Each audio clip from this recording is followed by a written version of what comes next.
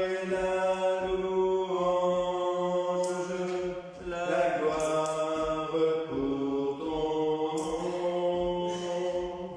L'honneur et la louange,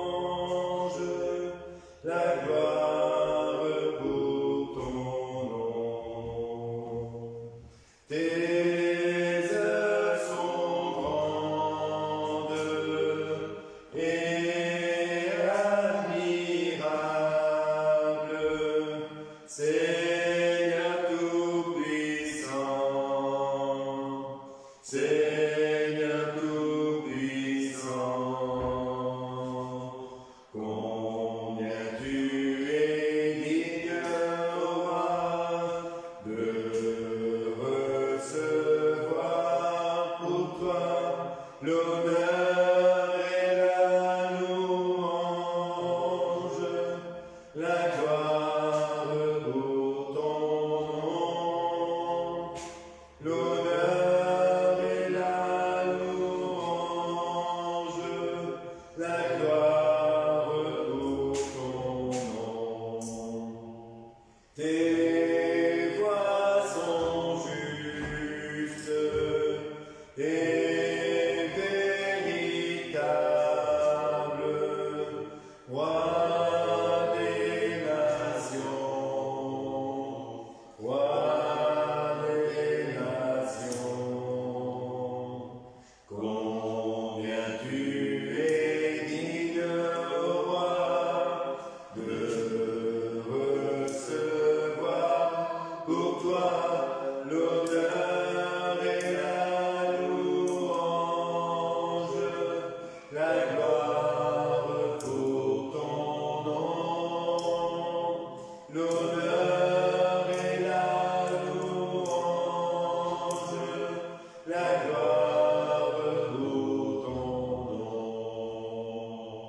Qui ne te craindrait, ne te glorifierait, car seul tu es saint, car seul tu es saint. Combien tu es digne, roi, de recevoir pour toi l'honneur et la louange, la gloire pour ton nom. L'honneur et la louange, la gloire pour ton nom. Il est digne de recevoir la louange. En sachant que notre Père, que joie d'être tes enfants, notre Père.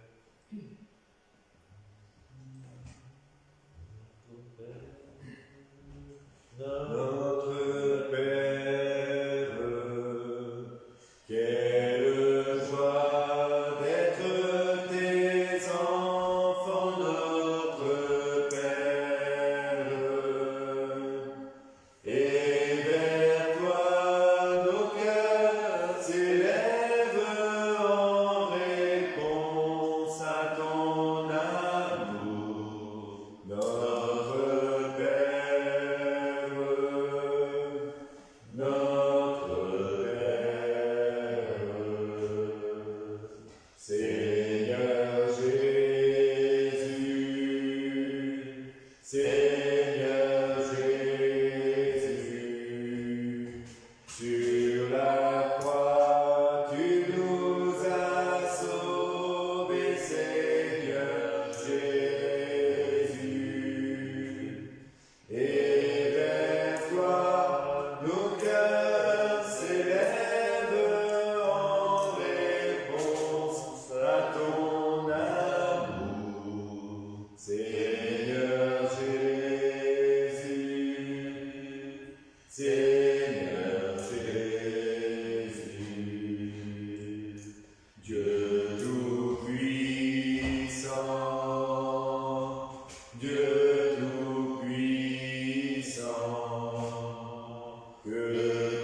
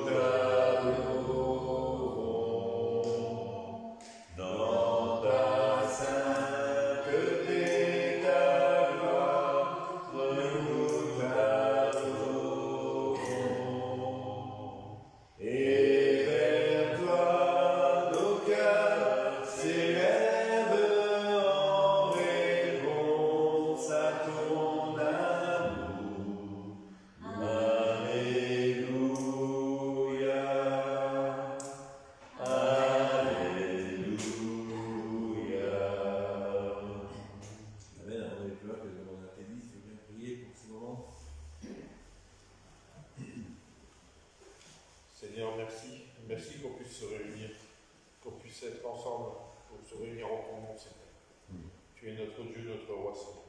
Tu t'es sacrifié à la croix pour nous, Seigneur. Et je te remercierai jamais assez, Seigneur. Seigneur, dirige nos prières aujourd'hui, pour que nous puissions intercéder pour toi, Seigneur, envers toi, Seigneur, pour que nous puissions aider nos frères et nos sœurs, que ce soit pour les guérir, que ce soit pour la pureté de leur cœur, que ce soit pour tellement de choses, Seigneur. Encore merci, Seigneur, que nous soyons réunis en l'entendant, Seigneur. Amen. Amen. Amen.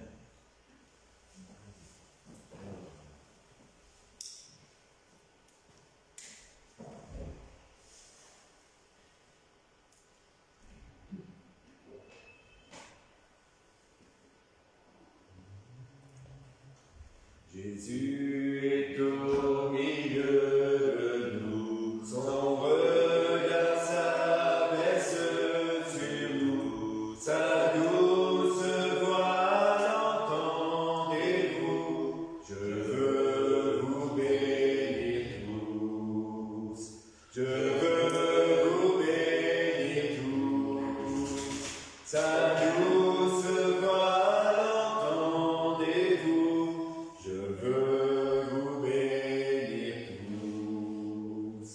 Jésus est au milieu de nous, son regard s'abaisse sur nous, sa douce voix l'entendez-vous, je veux vous sauver tous.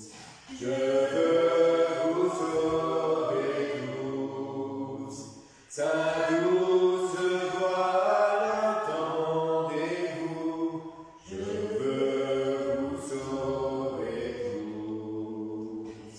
Jésus est au milieu de nous, son regard s'abaisse sur nous, sa douce voix l'entendez-vous, oh je vous aime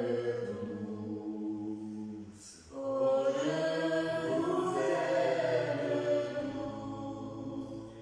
Sa douce voix l'entendez-vous, oh je vous aime tous. Amen. Ça c'est toujours l'actualité, hein. Il veut nous sauver tous et il nous aime tous. Amen. Alors en retour, on va peut-être lui chanter Jésus, je t'aime.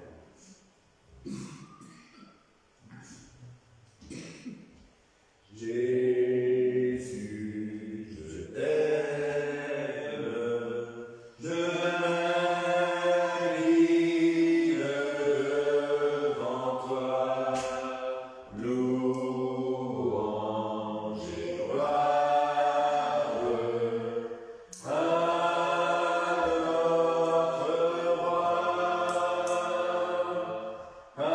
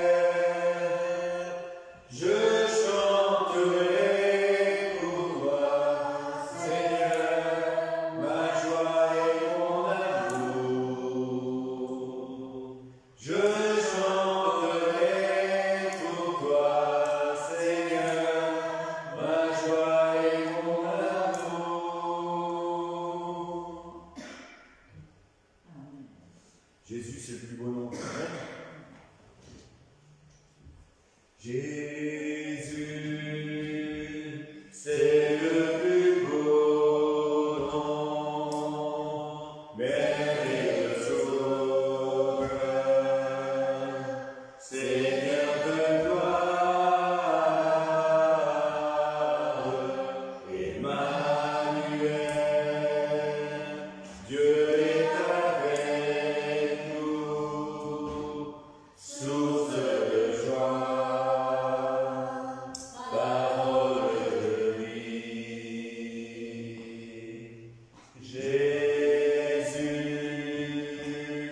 c'est le plus beau nom, merveilleux Sauveur, Seigneur de gloire, Emmanuel, Dieu est avec nous, source de joie, parole de vie.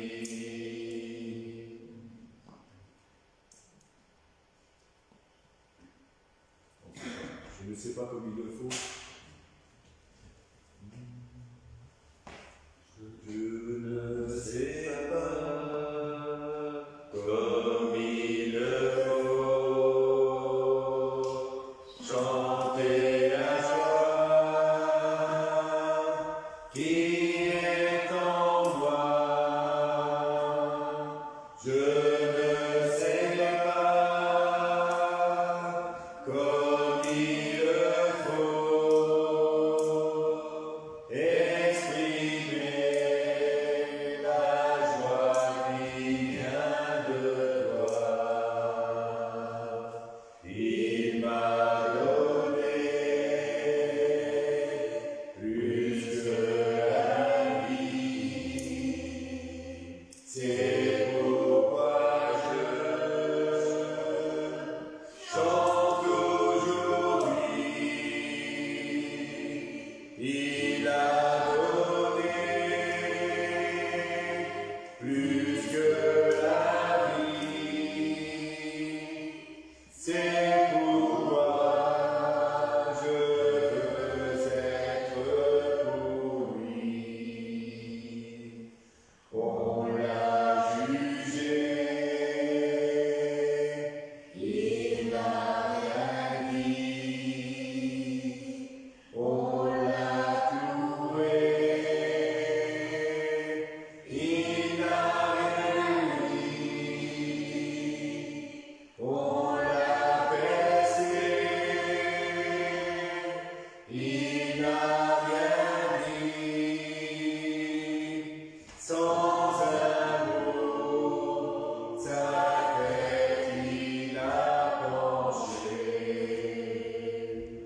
Et alors au ciel il est monté. Pourquoi le rêver, vous lamentez? Il reviendra et ce jour-là, il est en main, c'est devant moi, et au ciel, il nous emportera. Et au ciel, il nous emportera.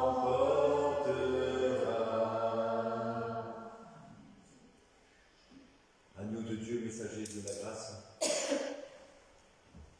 Agneau de Dieu, messager de la grâce, je veux entendre ta voix, le langage de la croix. Pourquoi je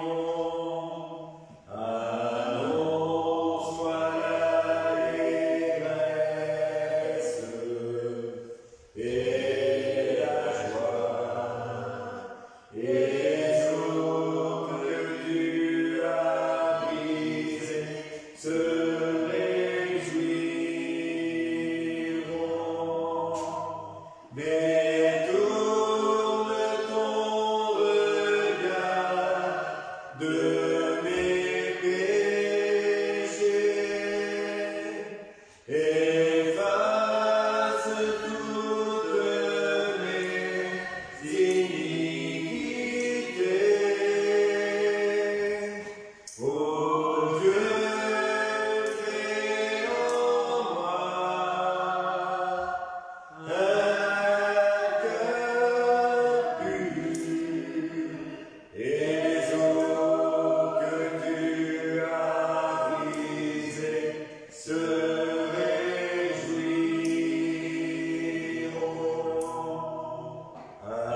Annonce-moi l'allégresse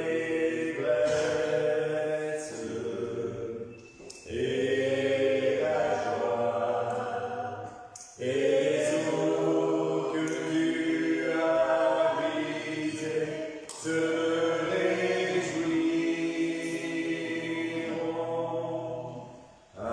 Annonce-moi l'allégresse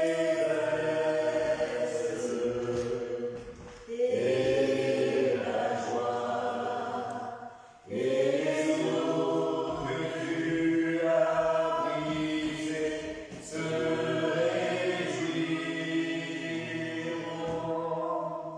Et tourne ton regard de mes péchés,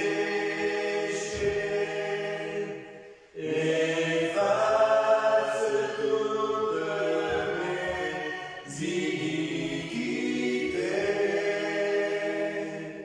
Ô Dieu, crée en moi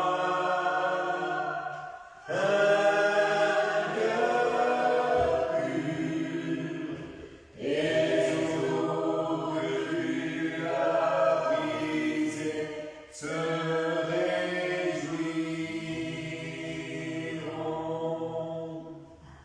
Amen. On n'est pas beaucoup, mais merci Seigneur que tu es présent au milieu de nous. Je pense que c'est une grâce d'être réunis. Il n'y a jamais une chose qui est faite d'une manière qui n'est pas dans le plan de Dieu. Dieu a un plan pour chacun de nous. Et le hasard, parfois on dit c'est le hasard, mais le hasard permet à Dieu de pouvoir s'infiltrer dans notre vie, pouvoir nous enseigner, pour pouvoir nous dire des choses qui sont différentes, qui sont peut-être aussi pour nous changer. Cette nuit, j'étais un peu réveillé concernant les versets de la Bible. Je pensais, et c'est vrai qu'on est bien que quand on lit la Bible et que quand Dieu nous parle, quand on réfléchit à des versets bibliques dans la Bible, et que Dieu nous transporte, on a l'impression qu'il nous transporte comme sur. Là, on est dans une barque et il nous transporte et il nous montre des choses. C'est formidable de pouvoir être à l'écoute de Dieu. Mais je crois que Dieu veut aujourd'hui aussi que nos vies soient changées. On a tous besoin de dire Seigneur, change mon cœur. Vous savez, vous connaissez l'histoire, on en a déjà parlé. Dans le monde, ils disent l'homme ou la femme, il dit je t'aime plus qu'hier et je t'aime moins que demain, mais je t'aime.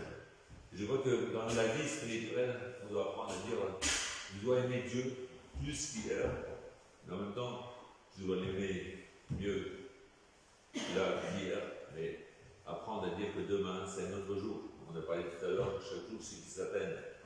Et on doit apprendre à vivre pour Dieu. Il y a des versets qui m'ont dit, c'est là, tu aimeras le Seigneur ton Dieu de tout ton cœur, de toute ton âme, de toute ta pensée. Et tu aimeras ton prochain comme toi-même.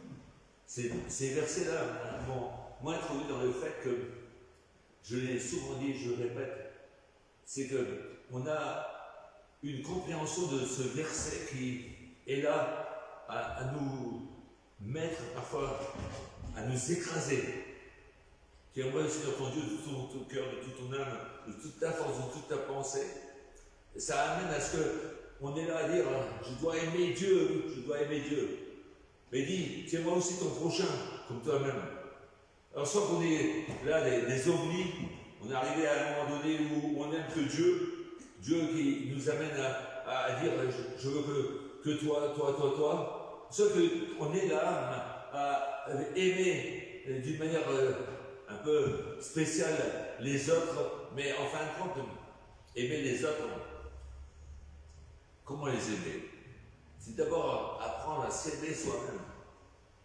Je crois que le mot apprendre à s'aimer soi-même est une des choses qui est la plus compliquée. Comment on peut travailler dans le monde, dans le champ de Dieu, comment on peut agir dans le champ de Dieu, en étant un être qui n'apprécie pas ce que Dieu a créé, qui n'apprécie pas ce que Dieu a accompli, ce que Dieu fait là au travers de chaque chose. La Bible nous dit, et c'est un verset qui est clair, qui dit, qui nous parle, et qui dit dans Matthieu 6, verset 33, il dit, cherchez d'abord le royaume de Dieu et sa justice, et toutes choses vous seront données par-dessus. On est toujours en train de pointer l'homme, on dit, tu aimeras et cherche Dieu, cherche Dieu, cherche Dieu, cherche Dieu. Et on culpabilise. Parce qu'à des fois, il y a des choses qu'on aime en dehors de Dieu. On a l'impression qu'on n'a pas le droit d'aimer autre chose que les choses de Dieu. Il y a des gens qui ne savent même plus parler de ce qui peut se passer dans le monde, ils ne savent même plus parler de leur famille, ils ne savent même plus parler là, des choses de ce monde, et aussi se réjouir des choses qu'il y a dans ce monde. Mais il y a un problème. Parce que la Bible dit, tu dois rechercher le royaume de Dieu et sa justice. Et le royaume de Dieu, c'est quoi? Dieu veut que son royaume, que ton règne vienne, que ta volonté soit faite, qu'il y ait un royaume qui existe. Et quand Jésus était sur terre, il a montré, il a impacté l'homme du royaume de Dieu. Il a montré qu'il était l'ami de qui? L'ami de gens de mauvaise vie. Il était l'ami des gens, et c'est vrai que c'était l'offense qui était, on pourrait dire, la meilleure, parce qu'en fin de compte, Jésus n'est pas venu pour les bien importants, mais il est venu pour là, les malades. L'église n'est pas un endroit où on est là pour nous réunir en tant qu'être parfait. L'église est un endroit où il y a le Rédempteur qui est présent. Le Rédempteur qui est présent ne nous demande pas des choses qui nous sont impossibles.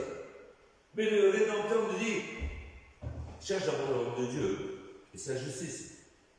Cherche. Mais en même temps, de chercher, tu dois apprendre à vivre dans le monde et apprendre à apprécier tout ce que... Parce que toutes choses se seront données en plus. J'ai l'impression qu'à des fois, on peut être des chrétiens qui sont tellement bloqués en nous-mêmes que les choses que Dieu nous donne en plus, on culpabilise. Je ne sais pas si vous arrivez à comprendre ce que je veux dire. Fais de l'éternel tes délices et te donnera ce que ton cœur désire. Et parfois, on est là à dire, c'est pas normal que je désire ceci, c'est pas normal. Et il y a même parfois des gens qui sont maîtres dans la chose, qui disent, c'est pas normal en tant que chrétien, il ne devrait pas aimer ceci, il ne devrait pas aimer cela, il ne devrait pas faire ceci, il ne devrait pas faire cela. L'église n'est pas un club, je répète, de parfait. Mais l'église est un endroit où il y a la bienveillance, où il y a la compassion, où il y a une passion pour les âmes, mais aussi on doit apprendre à nous aimer. Parce que si on ne s'aime pas soi-même, automatiquement, on ne peut pas aimer les autres. On peut avoir un amour qui est effrayé de nous-mêmes, où on a un regard tellement hautain de nous-mêmes vis-à-vis des autres. On a un regard qui est là toujours à réduire les autres. C'est marqué dans la Bible. Hein. Il y a deux personnages qui sont là en train de prier. L'un est en train de dire, je te loue, je ne suis pas comme Miguel, je te loue Seigneur, je te loue. Et l'autre dit, je me repens. Mais la repentance ne doit pas être toujours là dans l'être humain. Parce qu'il faut accepter aussi le pardon. Il faut accepter que Dieu nous aime tel que nous sommes. Et on doit arriver à un moment donné de dire, Seigneur, je te loue de ce que je suis une créature si merveilleuse. Et c'est pas évident. C'est pas une chose qui est facile. On regarde les autres, on dit, oh, ils sont merveilleux. Mais des fois, on est là même à se regarder parfois à la glace. Il y a des gens qui s'aiment trop. J'ai vu des gens qui s'aimaient trop. Hein. Ils se regardaient dans la glace. Je me souviens d'avoir vu des enfants qui étaient en train de regarder, puis ils regardaient leurs muscles à côté, puis ils regardaient les muscles de l'autre côté. Ils étaient en train de se regarder là de l'autre côté, de l'autre face. Et puis ils se regardaient, ils étaient en train. Ils s'aiment trop. Non pas que c'est mauvais, parce qu'il faut que chaque âge fasse son expérience. Mais il y a une chose qui est certaine, qu'on est arrivé parfois à un certain âge, on peut aussi, la parole peut créer la vie, comme elle peut créer la mort aussi.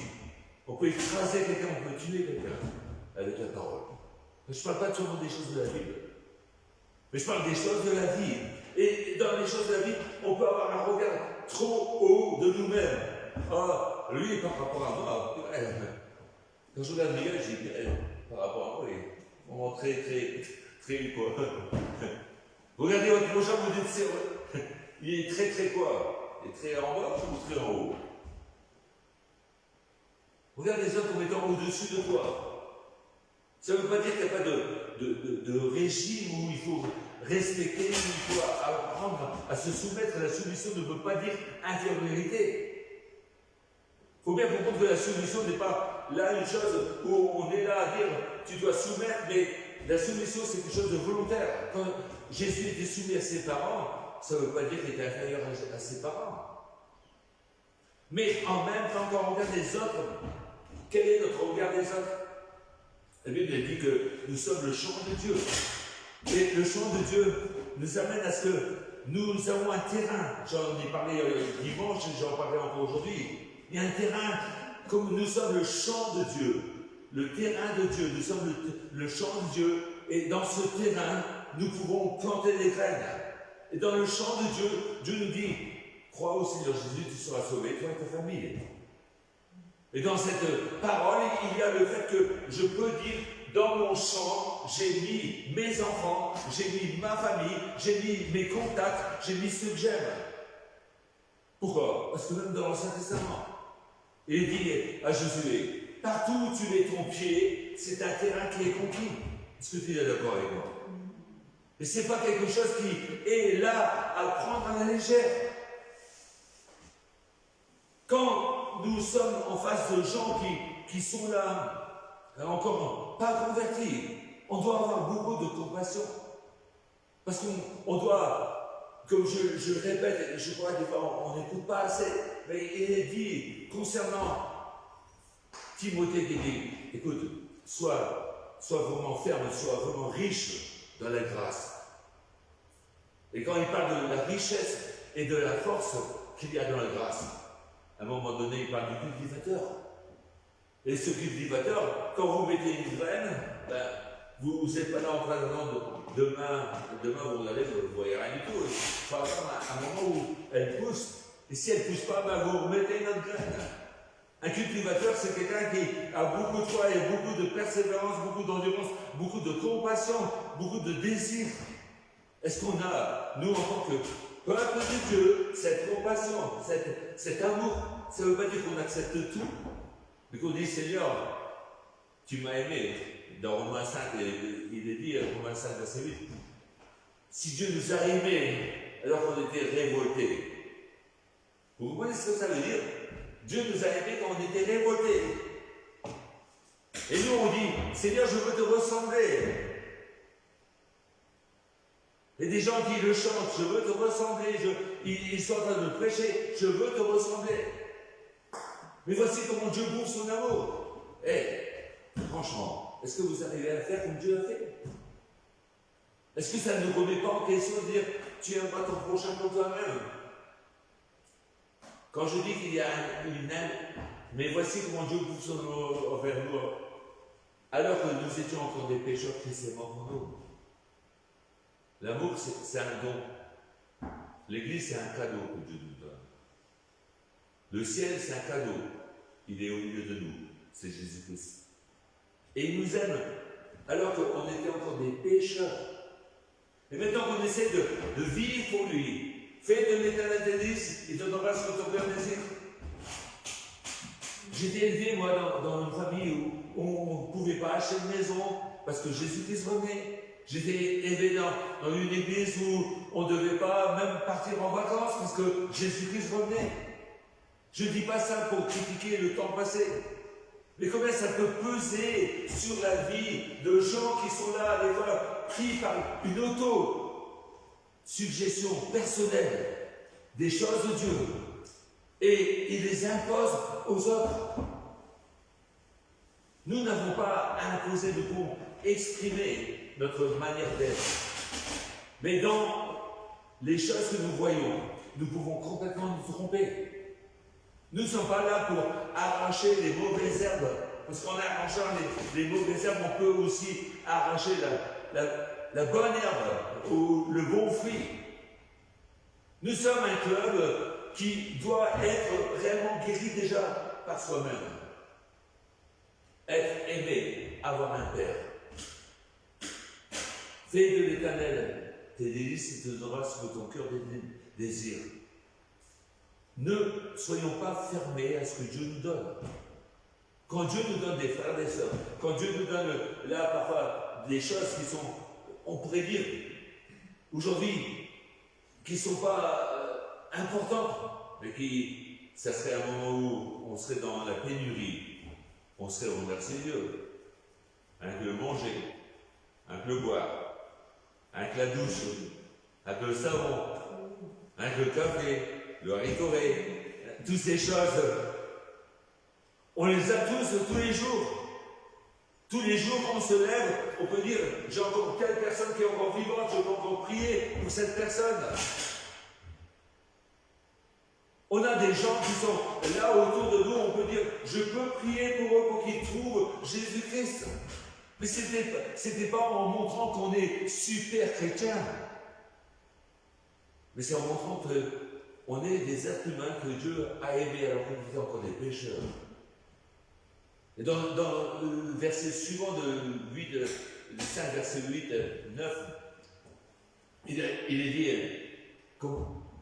puisque maintenant nous considérés comme justes grâce à son sang, nous serons bien plus, à plus forte raison, sauvés par lui de la colère de Dieu. Le verset suivant, il est dit,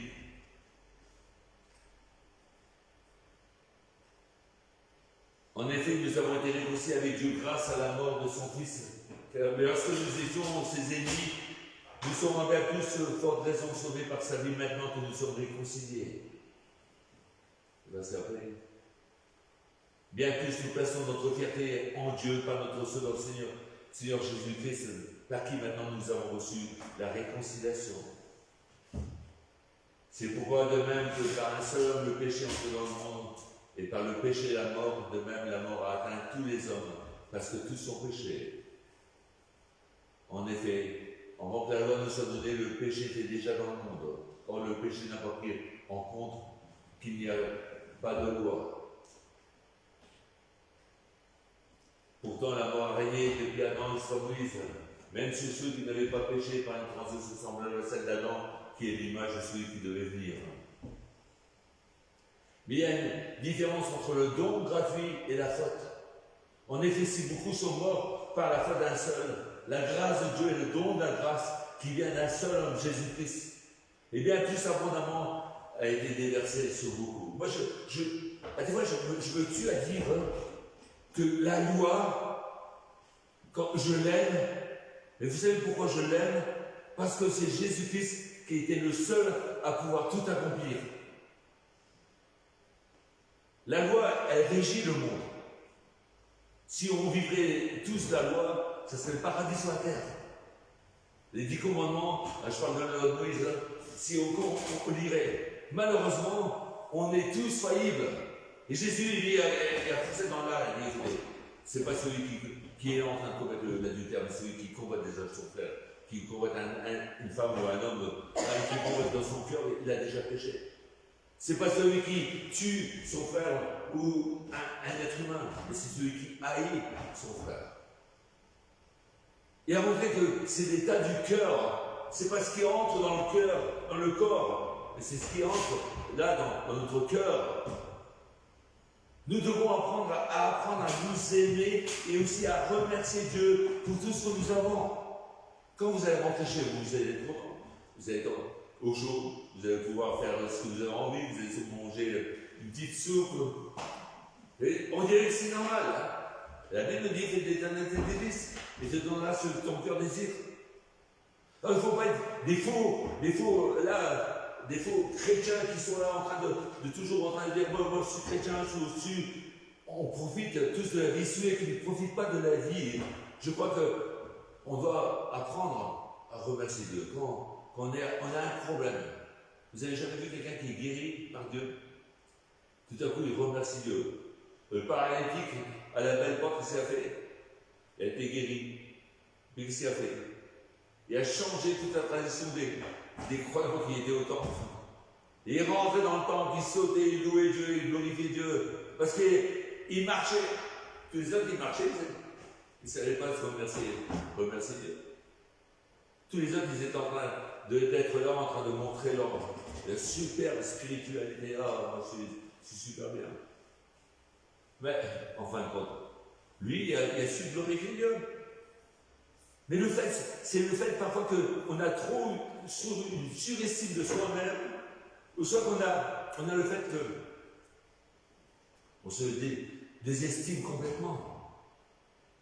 Et on doit trouver le point où on se laisse dire, je suis comme je suis, c'est grâce à Dieu. Tout ce que j'ai, c'est grâce à Jésus-Christ. C'est grâce à lui, tout ce que j'ai.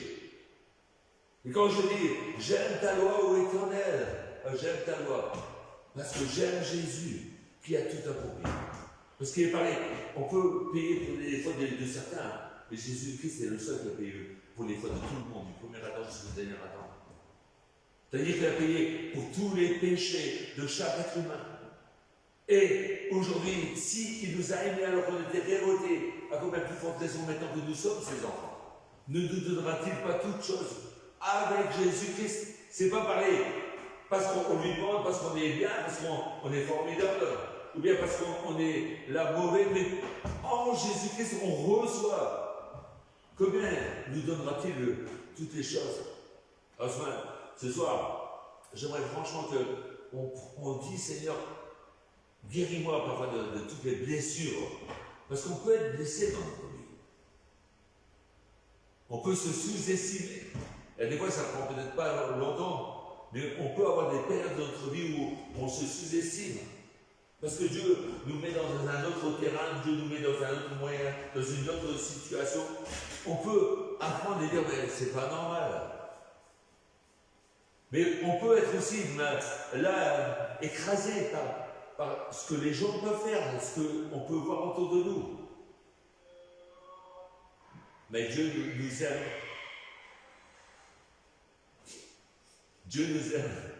Même avec le téléphone qui marche. Dieu nous aime. Dieu veut nous bénir. Mais est-ce que nous apprenons fait de l'Éternel tes délices? Alors tout le monde il va dire Amen. Cherchez d'abord le royaume de Dieu, sa justice. Amen. Qu'est-ce que c'est toutes les choses en plus? Dieu n'est pas là pour nous casser dans nos désirs. Dieu est là pour les mettre d'une manière évidente et excellente pour pas qu'elle dérive ni à droite ni à gauche. Mais pour que si on fait de lui le premier, il ne va pas nous prendre. Souvent, il y avait le chant qui dit « Lui, prends tout, Seigneur ». Vous savez, pendant des années, je ne chantais pas.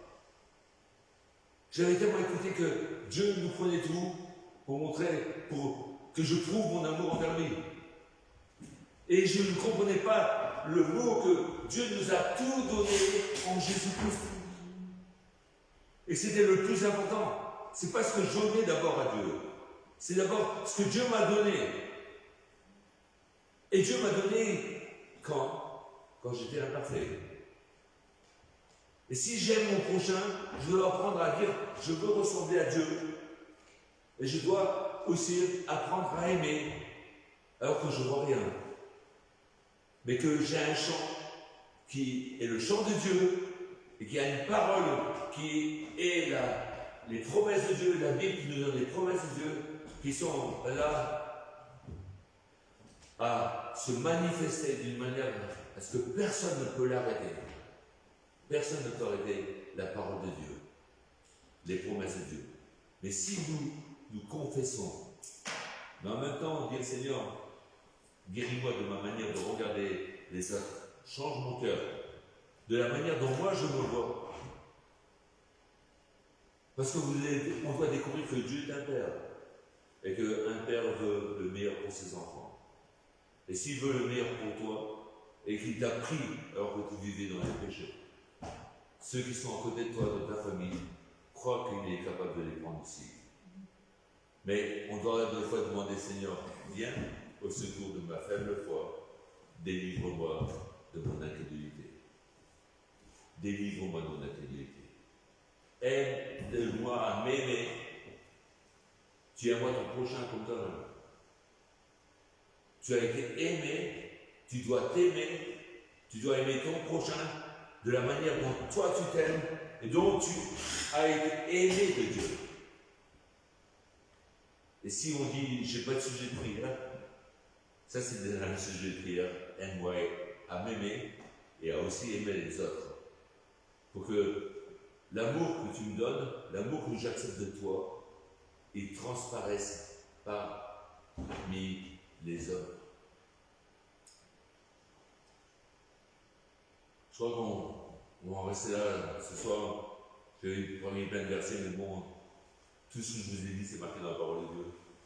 Donc vous pouvez rechercher vous-même les versets. C'est important que vous puissiez, et on puisse là réellement dire, Seigneur, aide-moi à t'aimer, mais aussi à aimer mon prochain et à m'aimer moi-même. Aide-moi à voir l'Église comme étant un champ. On est le champ de Dieu, où tant qu'on sera sur la terre, il y aura toujours des choses à être changées, transformées. Mais le ciel qui est venu nous visiter en Jésus-Christ, lui ne change pas. Il nous aime d'une manière parfaite. Et est venu pour, et c'est le premier message, est venu pour guérir les cœurs brisés. Combien de gens ont été détruits dans leur jeunesse? Combien de gens ont été cassés dans leur petite enfance? Mais combien de gens ont été cassés? Combien de gens ont été cassés par des gens qu'ils aimaient? Combien de gens ont été cassés par là, ceux qui étaient autour d'eux? Parce qu'on les a typés, on leur a mis un titre.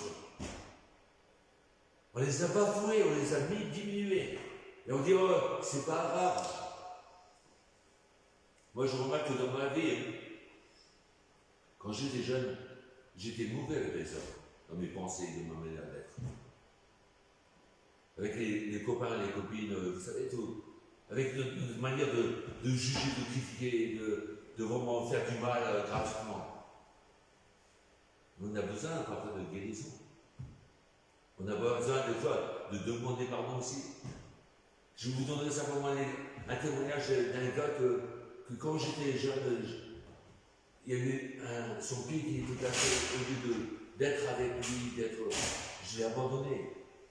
Et quand je me suis converti, des années après, j'ai dû aller lui demander pardon. Parce que j'aurais dû réagir alors que j'étais présent lors de son accident. J'aurais dû être là autrement. Mais j'étais quelqu'un qui m'en foutait des autres. Aujourd'hui, apprenons à aimer Dieu. Apprenons à dire je veux t'aimer. Je veux aimer mon prochain. Mais c'est toi qui me dis de aimer. Hein? Et comment tu as aimé? Tu as aimé alors qu'ils étaient encore là, non pas dans un club de bien pensants, des gens qui sont super spirituels. Mais tu m'as aimé alors que j'étais encore là, dans mes péchés. Mais tu ne m'as pas aimé pour que je reste dans mes péchés. Mais tu m'as aimé pour que je sois libéré, délivré par celui qui a payé. Or, ce soir, glorifions Jésus-Christ, qui nous donne un Père. Glorifions Jésus-Christ, qui nous donne le Saint-Esprit pour prier. Parce que Dieu agit infiniment au-delà de tout ce qu'on peut demander ou penser. Une de ces nuits, j'étais avec ce verset simplement, en priant pour les gens, je disais, Seigneur, tu agis infiniment au-delà de ce que je peux penser, je peux dire. Parce que la gloire revient dans l'Église pour l'éternité. Et je priais pour des personnes, je disais, Seigneur, tu agis infiniment au-delà de mes pensées, au-delà de mes mots, au-delà de ma prière. Infiniment au-delà. Dieu qui agit infiniment au-delà de nos pensées, de nos actions, de nos attitudes, de nos paroles, Dieu agit infiniment en dehors. Et je mettais les gens devant Dieu. Je ne sais pas comment ça réagit, mais je sais que quand nous confessons les paroles de Dieu qui sont créatrices, il y a quelque chose qui se produit. Aujourd'hui, on est là, on est peut-être pas aussi nombreux que les autres fois, mais Dieu est présent. Et Dieu veut bénir chacun. Et Dieu veut faire de nous des bénédictions pour les autres. Parce qu'il nous a dit on doit aimer Dieu, mais on doit aussi aimer notre prochain comme nous-mêmes. Tout est baigné dans l'amour de Dieu. L'apôtre Paul dit c'est l'amour de Dieu qui me booste, qui me presse. C'est pas la loi qui. Mais l'amour de Dieu, cet amour si merveilleux qui me presse à faire les choses et à agir. Alors ayons l'amour de Dieu en nous et laissez-nous aimer par Dieu et apprenons à aimer et aussi à nous aider. Et je Amen. Que Dieu bénisse ces moments.